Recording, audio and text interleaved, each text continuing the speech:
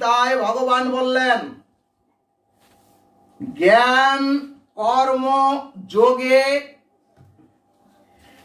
কৃষ্ণ বশ হয় না।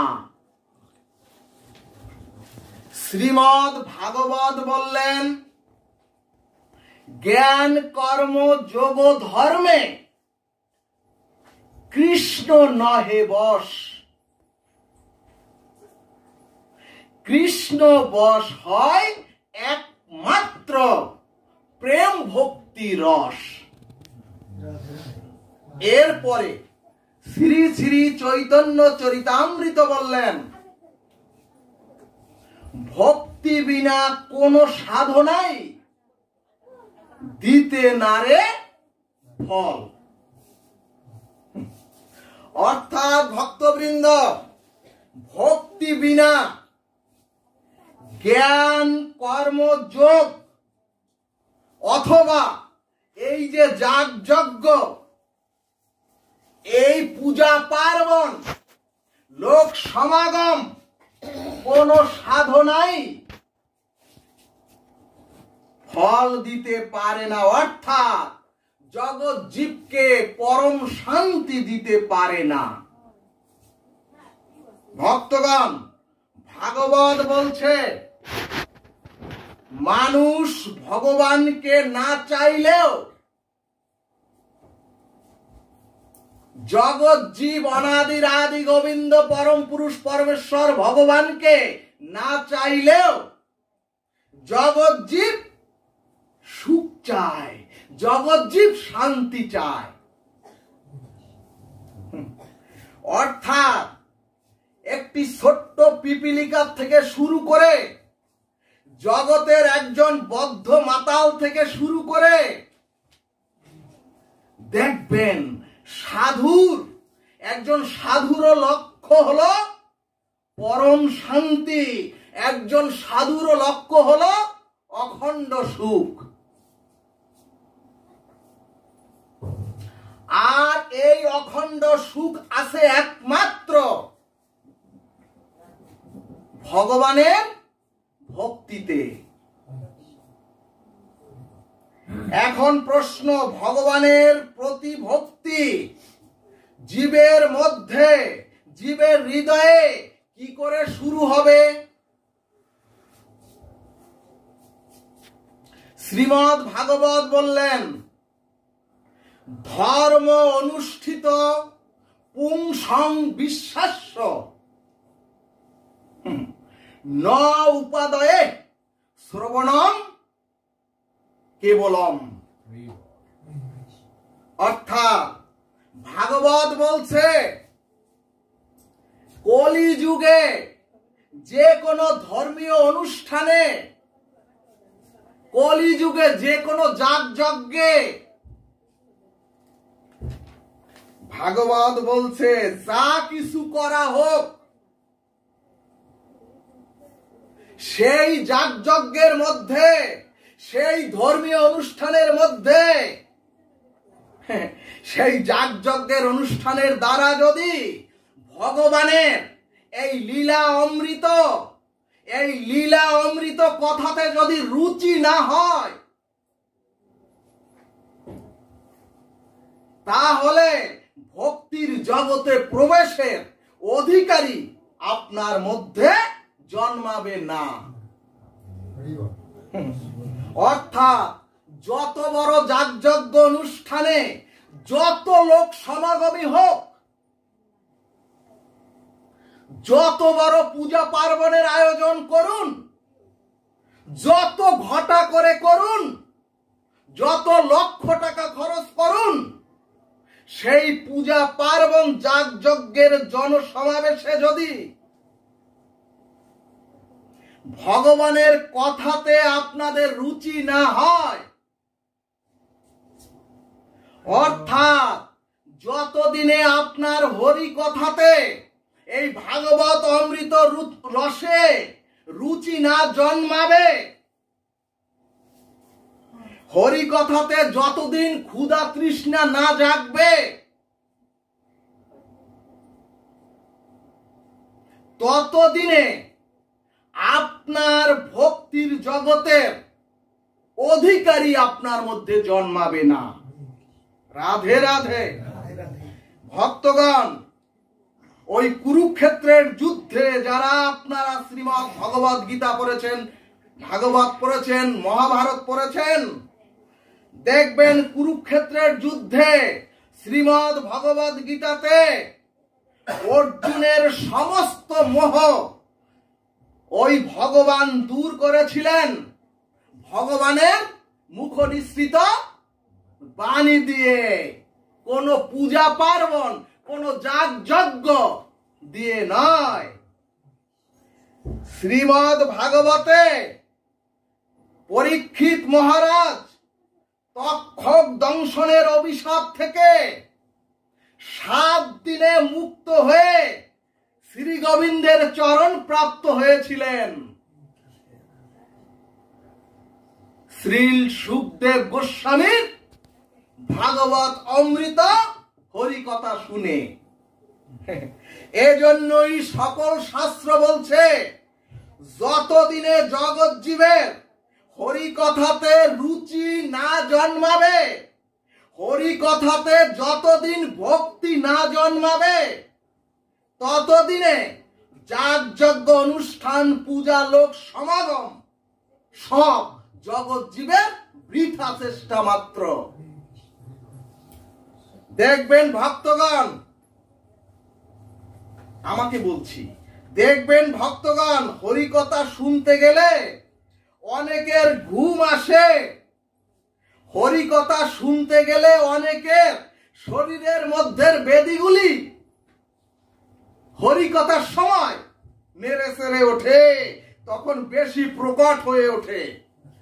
আবার দেখবেন হরিকথা শুরু হলে, আপনারা না আমার মতো মাদি সমৃদ্ধ যে মানুষ, তাদের হরিকথা শুরু হলে তাদের পায়খানা প্রস্রাবের বেগ চলে আসে। ভাগবত বলছে, এরা কেউ ভক্তি রাজ্যে প্রবেশের অধিকার অর্জন করেননি। ভাগবতের কথা। এজন্যই অর্জুন বলল, এজন্যই ওই শ্রীমৎ ভগবত গীতার অর্জুন বলেন, ভাগবতের পরীক্ষিত বলেন, আর গুরু শিষ্য পরম্পরা বলুন, এই ভাগবত অমৃত কথা, এই হরি কথা শ্রবণ ব্যতীত কারো হৃদয়ে কোনো দিনও ভক্তির উন্মেষ হতে পারে না। এখন প্রশ্ন আসবে, ভক্তি কত প্রকার? শ্রীমদ্ ভাগবত বলছে ভক্তি হলো 4 প্রকার। 1 নম্বর ভক্তি হলো সাধক ভক্ত, দ্বিতীয় ভক্ত হলো প্রাজ্ঞ ভক্ত, তৃতীয় ভক্ত হলো অজ্ঞ ভক্ত, আর চতুর্থ ভক্ত হলো গ্রাম্য ভক্ত। গৌর ভক্তবৃন্দ, যাদের চিত্ত সদ্গুরুর চরণ আশ্রয় পূর্বক ভগবত ভজন ক্রিয়ার দ্বারা সমস্ত অনর্থ নিবৃত্তি ঘটিয়ে যারা এই ভাগবত রসে সিক্ত হতে পেরেছেন, তারাই হচ্ছে সাধক ভক্ত। কথাটি আরেকবার বলি, যাদের চিত্ত হৃদয় সদ্গুরুর চরণ আশ্রয় পূর্বক ভগবত ভজন ক্রিয়ার দ্বারা সমস্ত হৃদয়ের অনর্থ নিবৃত্তি ঘটিয়ে ভগবত রসে নিজেকে সিক্ত করতে পেরেছেন, সেই হলো সাধক ভক্ত। এরপরে বলছে প্রাজ্ঞ ভক্ত। ভাগবত বলছে প্রাজ্ঞ ভক্তদের মধ্যে ভাগবত রস শাস্ত্রের তাৎপর্য ভরা। তাদের মধ্যে, প্রাজ্ঞ ভক্তদের মধ্যে ভাগবত রস শাস্ত্রের তাৎপর্য আছে, অথচ প্রাজ্ঞ ভক্তরা ভাগবত রসের কথা, ব্রজ মহিমার কথা, রাধা তত্ত্বের কথা, নবদ্বীপ চন্দ্রের সংকীর্তন রসের কথা তারা পাণ্ডিত্যের দ্বারা শাস্ত্রের মতো বলতেও পারে। দেখবেন আমার মতো অনেক পাঠক আছে, বলতেও পারে, কিন্তু ভক্তগণ হৃদয়ে তাদের সেই ব্রজ রসের অনুভূতি হয় নাই। তাদেরকেই বলে প্রাজ্ঞ ভক্ত। ভাগবত বলছে প্রাজ্ঞ ভক্তদের ব্রজ রসের পাণ্ডিত্য দ্বারা তারা ঘন্টার পর ঘন্টা রসশাস্ত্রের প্রচার করতে পারে, কিন্তু হৃদয়ে তাদের ব্রজ রসের চর্বণ অনুভূতি নাই। তারাই হচ্ছে প্রাজ্ঞ ভক্ত। তৃতীয় হচ্ছে অজ্ঞ ভক্ত, যারা সমস্ত দর্শন অথবা সমগ্র শাস্ত্রের জ্ঞান যাদের মধ্যে আছে, অথচ ভগবানের ভক্তি শাস্ত্রে তাদের কোনো চর্চা নাই। জ্ঞান আছে কিন্তু আচরণ করেন না। অনেক শাস্ত্র জানেন, দর্শন জানেন, সমগ্র শাস্ত্রে তাদের জ্ঞান আছে, অথচ ভগবানের ভক্তি শাস্ত্রে তাদের কোনো চর্চা নাই। তাদেরকে বলে অজ্ঞ ভক্ত। ভক্তগণ ভালোভাবে বুঝবেন, আপনি একজন সাধক ভক্ত হয়ে যাবেন। ভক্তগণ কথাটি আরেকবার না বললে, সমগ্র শাস্ত্রে যাদের জ্ঞান আছে অথচ জ্ঞান শাস্ত্র, কর্মশাস্ত্র, বেদাতি শাস্ত্র এবং সমস্ত উপনিষদ শাস্ত্রের জ্ঞানও তার মধ্যে আছে, কিন্তু ভক্তি শাস্ত্রে তাদের রুচি নাই, তাদের ভাগবত বললেন অজ্ঞ। ভক্তগণ প্রচুর মাছওয়ালা একটা পুকুরের মধ্যে ভালো শক্ত সরোবরে দক্ষ শিকারী আপনি, আর শক্ত ছিপ ফেলেছেন, কিন্তু ওই যে ছিপের মাথায় যে আদার দিতে হয় সেই আদারটি আপনি দেন নাই। যত বড় দক্ষ শিকারী হন, যত শক্ত ছিপ হোক, মাছ আপনি পাবেন না। সেজন্যই বললেন সমগ্র শাস্ত্র তার পাণ্ডিত্য আছে, কিন্তু ভক্তি শাস্ত্রে তার রুচি নাই। চতুর্থ হচ্ছে গ্রাম্য ভক্ত, যারা এই জড়জাগতিক শব্দ, স্পর্শ, রূপ, রস, গন্ধের আমোদে নিরন্তর এই জগৎকে ভোগ বিলাসে মত্ত, তারা হচ্ছে গ্রাম্য ভক্ত। ভক্তগণ যারা আহার, নিদ্রা, ভয়, মৈথুন আর পশু বৃত্তির দ্বারা আক্রান্ত হয়ে যাদের মধ্যে ব্রহ্ম জিজ্ঞাসা, ভগবত ভক্তি জিজ্ঞাসা জাগেনি, তারাই হচ্ছে গ্রাম্য। অর্থাৎ যারা স্ত্রী, পুত্র, ঘর, কন্যা, লোভ, মোহ রসে সারাটা জীবন মজে রইল, তারাই হচ্ছে গ্রাম্য। বলতে ভাগবত সুন্দর ভাষাটা বলে নাই, পশু, তারাই হচ্ছে পশু স্বভাব। ভক্তগণ ভাগবত বলছে যারা কৃষ্ণ তত্ত্ববেত্তা বৈষ্ণব সদ্গুরুর চরণাশ্রয় পূর্বক সাধু গুরু বৈষ্ণবের চরণ ধুলির কৃপায়, চরণ ধুলির দ্বারা, ভগবানের ভজন ক্রিয়ার দ্বারা যারা জন্মান্তরের পাপাদি অনর্থগুলি যারা হৃদয় থেকে সরিয়ে ফেলেছেন,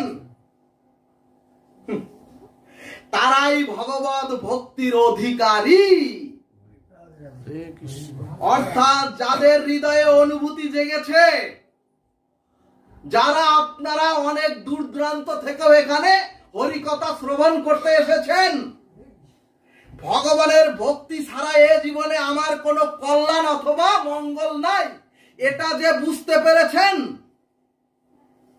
এই সিদ্ধান্তে যারা উপনীত হয়েছেন, তারাই হচ্ছেন ভগবানের ভক্তি রাজ্যের অধিকারী।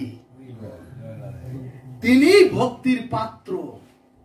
এজন্যই ভগবত ভক্তি লাভ করতে হলে আমাদের জানতে হবে ভক্তির লক্ষণটা কি এবং ভক্তি কাকে বলে।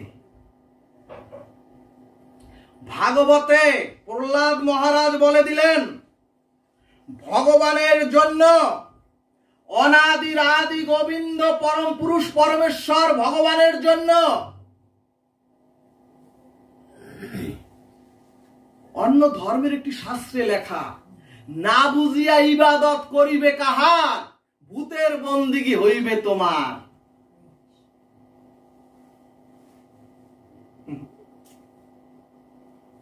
নূরের হকে হক আছে, হক সেনো আগে, পারো যদি ইবাদত করো শেষ ভাগে, না বুঝিয়া ইবাদত করিবে কাহার, ভূতের বন্দিগি হইবে তোমার।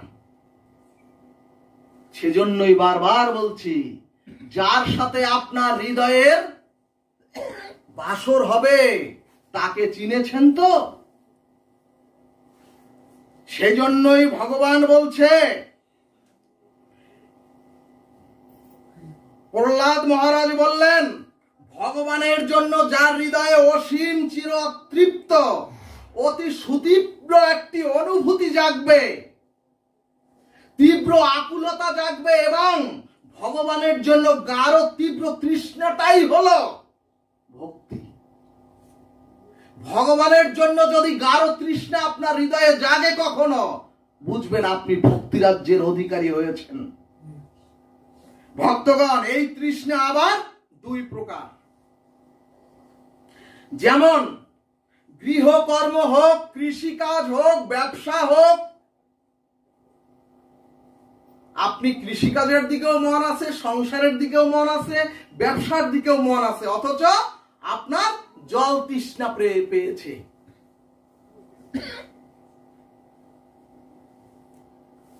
ভক্তগণ, এইভাবে বেলা চলতে চলতে সময় অতিক্রান্ত হতে হতে একটা সময় ওই জল তৃষ্ণাটা আমাদের মধ্যে গাঢ় হয়, তরল থেকে গাঢ় হয়।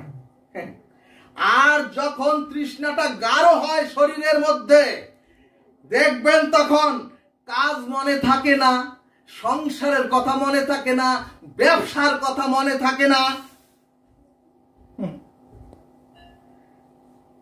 তাকে বলে গাঢ় তৃষ্ণা। ভাগবত বলছে, হাতে কাজ আছে বা কর্ম করিতেছেন আপনি, আবার জল তৃষ্ণাটাও সামান্য আছে, এই তৃষ্ণাটা কিন্তু গাঢ় নয়। কিন্তু সময় অতিক্রান্ত হতে হতে এই তৃষ্ণাটা যখন গাঢ় তীব্র হবে আপনার শরীরে, তখন কিন্তু আর হাতের কাজ, সংসারের কাজ আর মনে থাকে না ওই জল ছাড়া, একমাত্র জল ছাড়া। একে বলে গাঢ় তৃষ্ণা। ঠিক তদ্রূপ ভাগবত বলছে, ভগবানের জন্য যখন চির অতৃপ্ত, চির একটা আকুলতা, একটা বেকুলতা, একটা গাঢ় তৃষ্ণা আপনার মধ্যে জন্মাবে, যখন আপনার মনে হবে যে ভগবানকে না ভালোবাসলে আর আমার মনটা ভালো লাগে না, এটাকে বলে ভক্তি। ভক্তগণ, ভক্তি মানে পাহাড় সমান কোন শাস্ত্র পড়ার দরকার নাই, কোন পাহাড় সমান সার্টিফিকেট অর্জন করার দরকার নাই, ডাক্তার, ইঞ্জিনিয়ার, ব্যারিস্টার, উকিল হওয়ার দরকার নাই, 1 লক্ষ শ্লোক মুখস্থ সরসর করে বলার দরকার নাই, বিরাট ধনী হওয়ার দরকার নাই। ভক্তগণ, ভাগবত বলছে, ভগবানের জন্য চির অসীম অতৃপ্ত একটি বাসনা, সুতীব্র একটি আকুতি হৃদয়ের মধ্যে যদি জন্ম হয়, সেই গাঢ় পিপাসাটার নামই হলো ভক্তি। ভাগবত প্রশ্ন করলেন, তোমাদের ভগবানের জন্য এভাবে গাঢ় তৃষ্ণা তোমাদের মধ্যে জন্মিয়েছে তো? গৌর ভক্তবৃন্দ, কিন্তু আমাদের অধিকার রয়েছে প্রতিটি মানুষের, কারণ আমরা অমৃতস্য পুত্রয়া, আমাদের প্রত্যেকের অধিকার রয়েছে ওই ভগবানের ভক্তি রাজ্যের। কারণ পিতার সম্পদে যেমন সন্তানের অধিকার, সেইরূপ ভগবানের ভক্তিতেও আমাদের প্রত্যেকের সম অধিকার। কিন্তু এই অধিকারের যোগ্যতাটা, ওই ব্যাকুলতাটা অথবা এই তৃষ্ণাটা আমাদের জগৎ জীবের মধ্যে জন্মাই না। কিন্তু আমরা দেহের জন্য, সংসারের জন্য, স্ত্রী পুত্রের জন্য, এমনকি নিজের জন্য, মান সম্পদের জন্য, মান সম্মানের জন্য, মর্যাদার জন্য আমরা সদা ব্যাকুল। এরপরে ভাগবত বললেন, ভগবানের জন্য ব্যাকুলতারও আবার দুটি লক্ষণ আছে। ভক্তগণ, প্রহ্লাদ মহারাজ বলছেন, ভগবানের নিকটে যারা, এই যে আজকে ভগবানের কাছে এসেছেন, ভগবানের নিকটে যারা ধন, জন, মান, পুত্র অথবা ইহকালের পরকালের কোন সুখ সুবিধা চায়, ভাগবত বলছে প্রহ্লাদ মহারাজ, এটা কোনো ভক্তি নয়। এরা ভগবানকে একটা কামনা বাসনার একটা যন্ত্র হিসেবে ব্যবহার করিতেছে। ভক্তগণ, যতই লাফালাফি আর দাপাদাপি করি না কেন, যত লম্ফ দম্ফ করি না কেন, যতই এই ধুতি ফতুয়া পরে ভাবসাব দেখাই না কেন, যদি রাধা মাধবকে সম্মুখে রেখে আমাদের চাওয়া পাওয়া আর সসুখ বাসনা এবং ইহকাল পরকালের শান্তি আমরা যদি চাইয়া বসি, যদি মান সম্মান আর অর্থ চাইয়া বসি, তাহলে ওইগুলো আদায় করবার যন্ত্রে পরিণত করেছি ওই ভগবানকে। ভক্তগণ, ভাগবত বলে দিলেন, তাহলে তোমরা ভগবানকে একটুও ভালোবাসো নাই, একটুও ভালোবাসতে পারো নাই। ওইগুলি পাওয়ার জন্যই ভগবানকে তোমরা সামনে রাখো, এবং মহাজনগণ বলে দিলেন এটা ভক্তি নয়। এরপরে প্রহ্লাদ মহারাজ বললেন,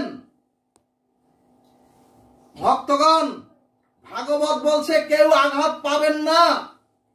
যারা ভগবানের শ্রীপাদ পদ্মে বসে ধন জন পুত্র কন্যা সুখ শান্তি মান মর্যাদা এবং ইহকাল পরকালের শান্তি চায়, প্রহ্লাদ মহারাজ বলে দিলেন এরা হচ্ছে ধর্ম ব্যবসায়ী, অর্থাৎ এরা হচ্ছে বণিক। ভাগবত বললেন, এরা ভাবে, হে ভগবান, তোমাকে ডাকছি, তোমার ভজন করছি, এর বিনিময়ে তুমি আমার ইচ্ছাগুলো পূর্ণ করো। কিন্তু প্রহ্লাদ মহারাজ বলছেন এরা স্রেফ ব্যবসায়ী। ভক্তগণ, মহাপ্রভু ভক্তির মন্ত্র শিখিয়েছেন। শিক্ষা অষ্টকের ষষ্ঠ শ্লোকে শ্রীকৃষ্ণ চৈতন্য স্পষ্ট ভাবে বলে দিলেন, ন ধনং ন জনং সুন্দরীং কবিতাং জগদীশং কাময়ে মম জন্মনি জন্মনীশ্বরে অহেতুকি ভগবত ভক্তি। অর্থাৎ মহাপ্রভু বললেন, ওরে আমার মতো তোমরাও বলো, ধন চাই না, জন চাই না, আমি সুন্দরী রমণীও চাই না, আমি প্রতিভা প্রবৃত্তিও চাই না। হে জন্ম জন্মনীশ্বরের প্রভু, হে দয়াল, হে প্রভু, তোমার চরণে যেন আমার অহেতুকি ভক্তি হয়। জয় নিতাই গৌর সীতানাথ প্রেমানন্দে। হরি হরি বল। হরি বল। এরপরে শ্রী ভগবান শ্রীমদ্ ভগবদ গীতার অন্তিম শ্লোকে বলে দিলেন, যা আপনারা সকলে জানেন, সর্বধর্মান পরিত্যাজ্য মামেকং শরণং ব্রজ অহং তাং সর্ব পাপেভ্যো মোক্ষয়িষ্যামি মা শুচ। তখন অর্জুন ভগবানকে প্রশ্ন করলেন, হে সখা, তুমি তো ধর্মের সংস্থান করো, তুমি তো বৈদিক সনাতনের অখণ্ড পুরুষ, তুমি তো কৃষ্ণ। তাহলে ও কৃষ্ণ, সেই তুমি কেন তোমার মুখে সর্বধর্ম ত্যাগ করতে বলছো জগৎ জীবকে? তখন ভগবান কৃষ্ণ সখা অর্জুনের কাছে হাত জোর করে বললেন, অর্জুন, হে অর্জুন রূপী জগৎ জীব, তোমাদের কামনা বাসনা, তোমাদের ধনজন পুত্র কন্যা, ইহকাল পরলোকের শান্তি, তোমাদের স্বসুখ বাসনার ধর্মকে আমি পরিত্যাগ করতে বলেছি। অর্থাৎ ভক্তগণ, ভগবান বললেন, তোমরা সকল ধর্ম ত্যাগ করে একমাত্র পরম ধর্ম ভগবত ধর্মের আশ্রয় গ্রহণ করো। জয় জয় রাধা কৃষ্ণ প্রীতি প্রেমানন্দে হরি হরি।